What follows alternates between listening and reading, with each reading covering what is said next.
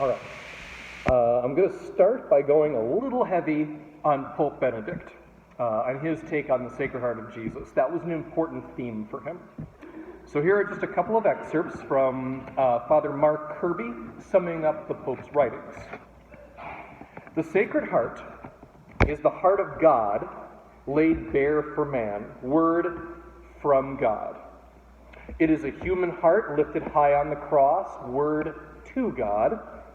It is the heart of the Church, open to all who seek, to all who thirst, to every lost sheep waiting to be found and carried home, word for the world. The Sacred Heart of Jesus is the full and irrevocable message of the Father to us. It is everything we could or should need to say to the Father. It is all we have to say to one another and the world. Pope Benedict XVI challenges us to nothing less. In the Sacred Heart of Jesus, the center of Christianity is set before us. It expresses everything, all that is genuinely new and revolutionary in the new covenant. This heart calls to our heart. It invites us to step forth out of the futile attempt of self-preservation, and by joining in the task of love, by handing ourselves over to him and with him to discover the fullness of love, which alone is eternity and which alone sustains the world. So trust me, it was torture keeping it that specific of a message. I know perfectly well I can't just recite an entire Pope Benedict document to you. But everything you just heard is true. When we talk about the Sacred Heart of Jesus, that is everything we have to say to the Father and everything that we have to say to one another. What does it mean to belong to Christ? It means to give our heart to His. And that means to emulate His tremendous compassion for all of humanity and all of creation. I'm telling you right now, that alone would make us completely and totally unique in the world if we actually lived out that command of Christ. Because the world is full of people who have tons of compassion for their own kind, but with very little left over for those they perceive as enemies. And Jesus Christ has never been satisfied with that attitude. The Sacred Heart of Jesus bleeds for us all, regardless of how undeserving we may think others are.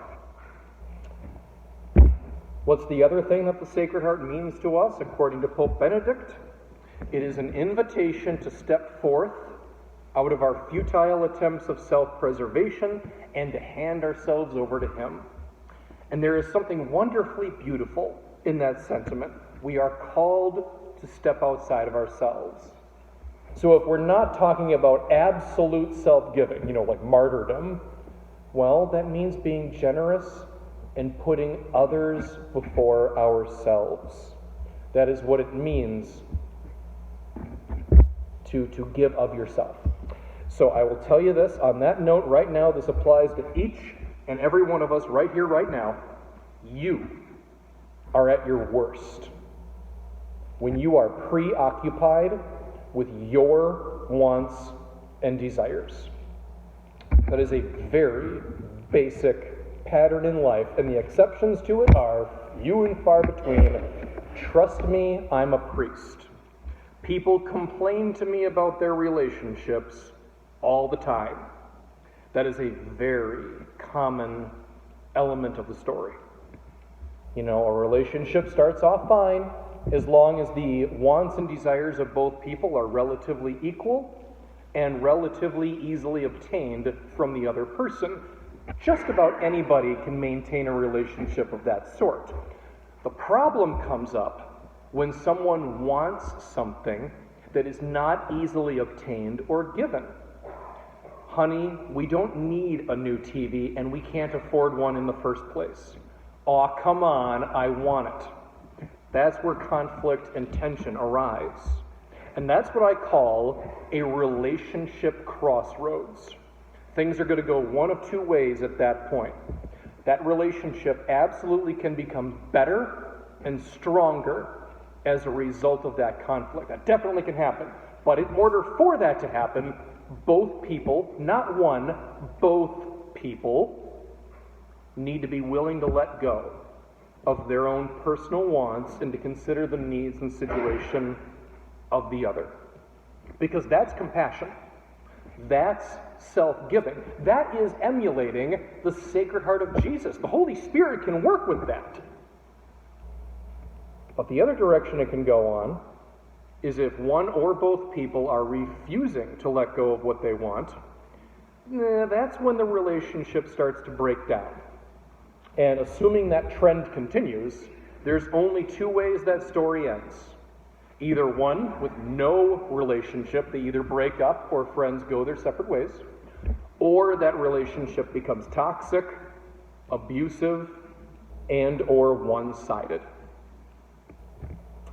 I'm not sure the Holy Spirit can work with that at all. And that's what the futile attempt at self-preservation looks like in daily life. When we're not dealing with rare life or death situations. The fight for self-preservation damages, destroys, or corrupts relationships. And we're called to be better than that. You're here today because most of you are Catholic and consider this your home parish. And that's wonderful. Having a home parish is better than not having a home parish. And for many of us that are, from Horicon, we, as a community of faith, bear the name of the Sacred Heart of Jesus. So frankly, we have every advantage we could ask for in terms of living out a sincere, life-giving faith. We are not called to factionalism, elitism, or even nationalism. We are not called to anything like that. We are called to live in the love of the Sacred Heart of Christ. And that takes work and sacrifice. I think we all realize that. This is not the easiest life you could ask for. But it is the best one you could ask for, by far with the most promise. Because if you don't belong to Christ, that is a loss. That is a big loss in your life. I invite you all to celebrate this day as one, the Solemnity, the feast day of the Sacred Heart of Jesus. And in that word from God, that word to God, and that word for the world, that is where we find our satisfaction, our sanctification, and our salvation.